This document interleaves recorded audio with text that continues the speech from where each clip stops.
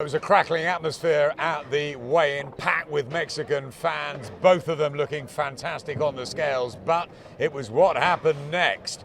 Daniel Jacobs, Canelo Alvarez, it was all gentle in the build-up and then fireworks. Yeah, I got the feeling that might happen because there has been so much respect, and I think they're both nervous. They both realise how big this fight is, how big an occasion it is.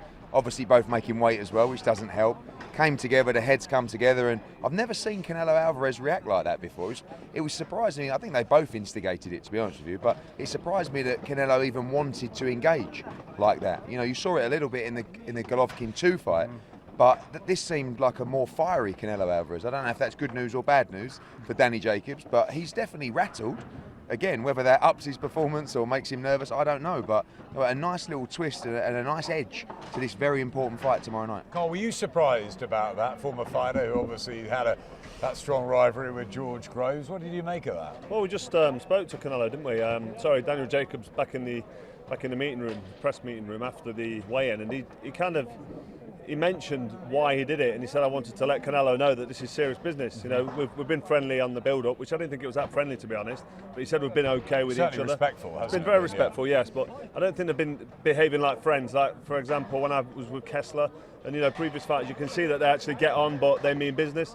But he wanted to show Canelo Alvarez that he's here and he means business and he's coming to win.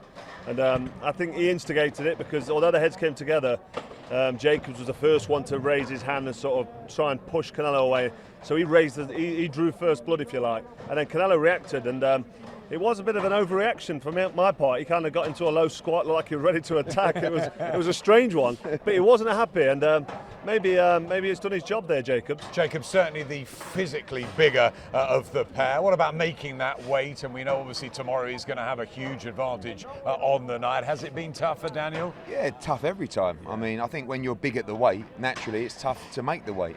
He made it so as comfortably as you can make the weight. Now he's got to just watch himself for this £10 rule that's in the contract tomorrow. It's a financial penalty, not a loss of a belt. So if he did want to spend a few quid on $500,000 a pound? No, less than that, quite a lot less than that. But there is financial penalties. But he doesn't want to do that. He's a pro. You know, he's signed up to something that he will oblige to.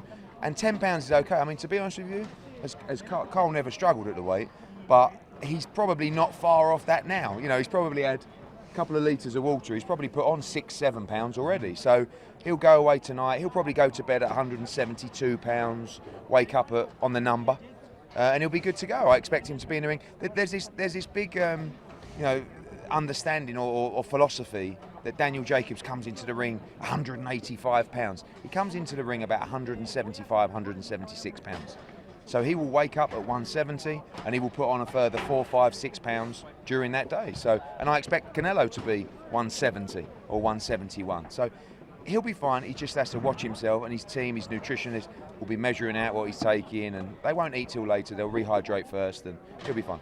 He is a big underdog. Eddie, are you convinced he can win the day, pull off the upset and become the unified middleweight champion? Yeah, when you fight who I believe is the pound-for-pound #1 fighter in the world in Canelo Alvarez, it's always going to be difficult. We really, really believe he can do it. And after seeing that up there, I know how much Canelo and Golden Boy and Oscar De La Hoya, Bernard Hopkins rate Danny Jacobs. Like, they know boxing. So they know this is a very, very tough fight. It's not a fight like Gennady Golovkin where they know exactly how it's going to play out. You know, Golovkin's going to come forward with strength, throw 1, 2, 3 combinations. Danny Jacobs can mix it up. They don't know what Danny's going to do. He can switch to southpaw. You know, we just heard him talking about that in the fighter meeting. You know, he can box on the outside. He can move. He can stand on the inside and trade. He has blistering combinations in the exchange of 6, 7, 8 punches. So, but he's got to be at his very best to beat Canelo Alvarez. Anything but an outstanding performance from Danny Jacobs will not be enough, because he's in with pound for pound the best fighter in the world. The crowd will be against him. Everyone will be against him. So he can't just win the fight. He's got to win it well. Obviously, by stoppage would be very nice. But if it's going the distance, he's got to win these rounds, and he's got to work the last 20 seconds of every round. You know, when they hear the banging on the table to say the last 10 seconds, you've got to work then, because that's when you're going to get the judge's eyes, and sometimes not what you did in the first 10 seconds of the round. He's got to work that little bit more every time to try and make sure that if it's a close round, he gets the Well, that nod. really does make the difference in the final seconds of the round, and it can catch the judge's eyes. You know yourself, when you score in a fight and it's close, the last flurry can really make the difference, but you have to be careful of walking onto one. So tactically, he's got to get it right. So finally, Carl, high-class fighters, high-octane stuff. You've been around them all week. Who do you think has the edge going into it, and who will come out the champion? The immediate name that jumps to mind straight away is Canelo, because he's so good. He's so consistently proficient at what he does. He performs time after time. But he's in against a guy that's in Daniel Jacobs that's naturally bigger. And when they face off, when they square up, I always like to look at the size of the two men.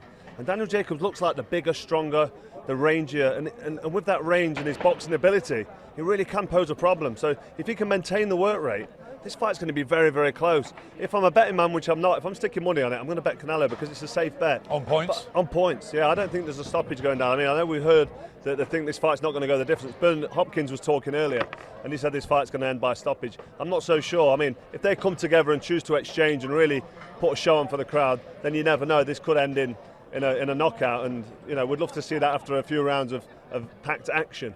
But I can see this fight going the distance. I can see it being very close. Eddie, Carl, thanks very much. It should be a sizzling showdown Saturday night. World middleweight unification. Canelo Alvarez and Daniel Jacobs. Boxing at its very, very best.